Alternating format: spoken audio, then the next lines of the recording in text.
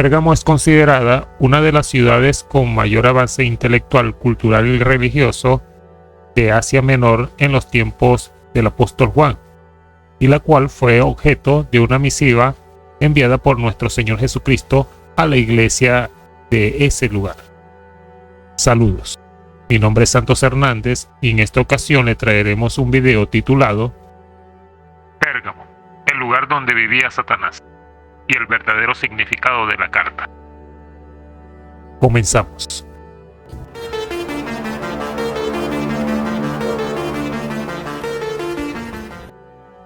Pérgamo fue conocida por su espectacular arquitectura y sus hermosos templos dedicados a una variedad de dioses. El apóstol Juan escribió una carta a los cristianos que vivían en Pérgamo, la cual se encuentra registrada en Apocalipsis capítulo 2, versículo 12 al 17.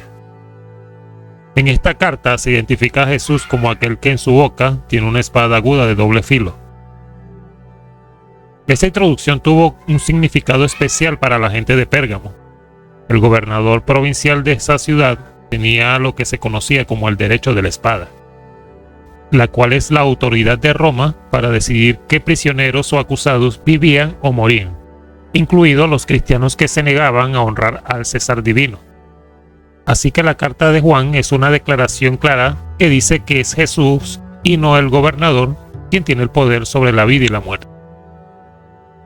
Asimismo, en la carta también se le da a la ciudad de Pérgamo una designación inusual. Sé dónde vives, donde Satanás tiene su trono. Sin embargo, permanecéis fieles a mi nombre, y no renunciasteis a tu fe en mí, ni siquiera en los días de Antipas, mi testigo fiel, a quien mataron en tu ciudad donde vive Satanás. Por tal razón surgen las siguientes preguntas. ¿Por qué en la carta de Juan se hace referencia a Pérgamo como el lugar donde vivía Satanás?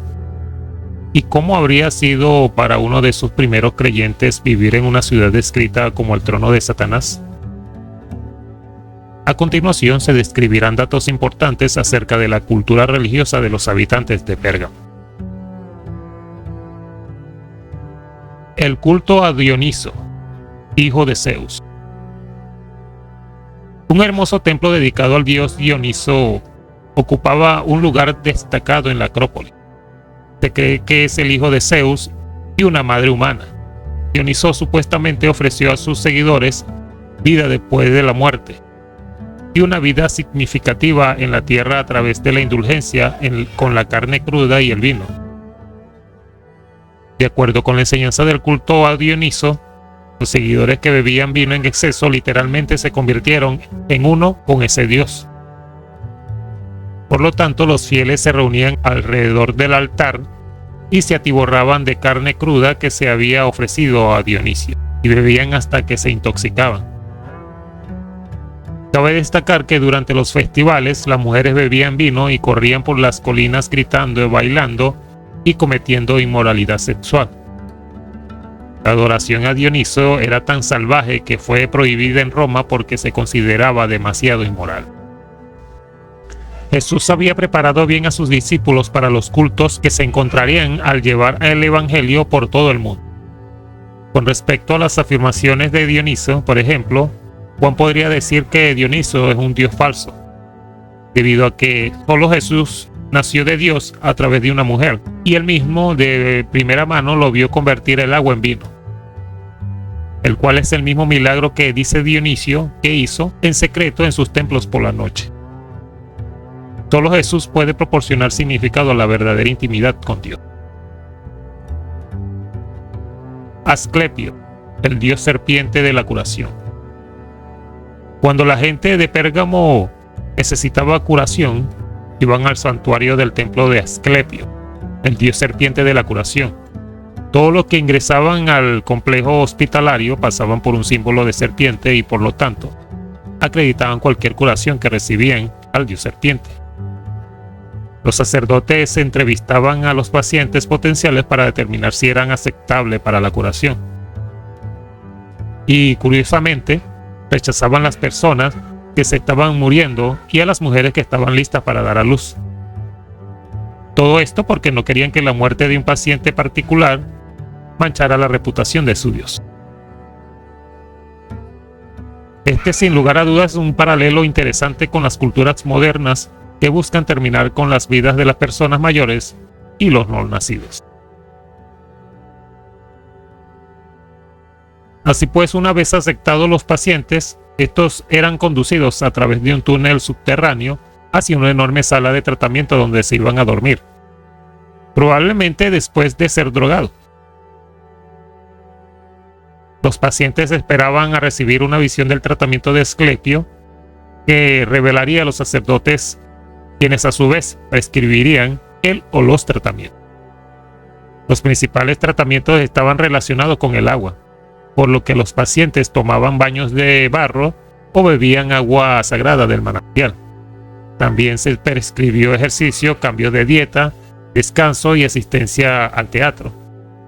Una vez sanados, los pacientes se arrodillaban ante la estatua de Asclepio y le agradecían su curación y le daban regalos. Finalmente inscribía su nombre y la dolencia de la que habían sido curados en una gran piedra blanca como testimonio del Dios. Durante su ministerio en la tierra, Jesús había proporcionado a Juan y a los otros discípulos pruebas que refutaban las afirmaciones de este Dios. Judíos y cristianos ya sabían que la serpiente era el símbolo de Asclepio, el cual simbolizaba el mal en el jardín del Edén y representaba todo lo pecaminoso y satánico. Además, el segundo y tercer milagro registrado en el Evangelio de Juan tiene que ver con el poder de Jesús para sanar. Jesús resucitó a una niña muerta y sanó a un hombre que había estado esperando 38 años para ser sanado en el estanque de Betesda, probablemente cerca de lo que los eruditos creen que era un templo al dios Asclepio. Juan en realidad había visto a Jesús sanar a la gente, algo que ninguna serpiente dios podía hacer. El culto a Demeter, diosa del grano. El santuario de Demeter, la diosa del grano, que supuestamente proporcionaba alimentos, era popular entre la gente común de Pérgamo. También se decía que perdonaba los pecados de sus seguidores que se sumergían en la sangre de los toros. Muchos de los primeros cristianos deben haber pensado que esto también era falso porque afirmamos todos haber sido lavados en la sangre del Mesías. Juan también estaba preparado para contrarrestar estas bendiciones falsas, habiendo visto a Jesús, el Mesías, alimentar a más de 5,000 personas con unos pocos panes y un par de peces. Juan sabía que Jesús era el único que podía tomar los pecados de las personas a través de la sangre que derramó en la cruz. El culto al emperador romano, César Augusto. Pérgamo fue la primera ciudad en establecer un culto al emperador. La gente adoraba al emperador romano César Augusto y en el templo de Atenea no solo lo declararon como divino, sino que también lo proclamaron como su Dios y Rey. Como uno de los discípulos que se paró en el Monte de los Olivos y vio a Jesús ascender al cielo, Juan sabía sin lugar a duda que Jesús, y no César, es el que está sentado a la diestra de Dios. El verdadero significado de las palabras. En Pérgamo, como en nuestra cultura actual, Satanás quería que la gente perdiera de vista a Dios y su poder. Todos los dioses falsos que tomaron el crédito que Dios merece por proporcionar vida y darle significado, hicieron de Pérgamo la ciudad donde vivía Satanás. Satanás quería que las personas pensaran que todo lo que necesitaban para la vida e incluso la vida eterna se podía encontrar a través de sus propios esfuerzos o del mundo que lo rodeaba. Con el trasfondo de Pérgamo, el lugar donde vivía Satanás, podemos entender mejor las palabras finales de Juan a la iglesia de Pérgamo. Pero también te daré una piedra blanca con un nombre nuevo escrito en ella, conocido solo por aquel que lo recibe. Dios colocó estratégicamente a los primeros creyentes en un mundo malvado para que fueran testimonio de su poder y obras en sus vidas. Como piedras de pie para Dios, eran claramente diferentes de las piedras blancas en las que las personas curadas por el dios Asclepio habían escrito sus nombres. El mundo necesitaba ver a los creyentes como piedras blancas en las que se había escrito nuevos nombres. y los creyentes necesitaban hablar de la verdad de Dios a un mundo espiritualmente hambriento.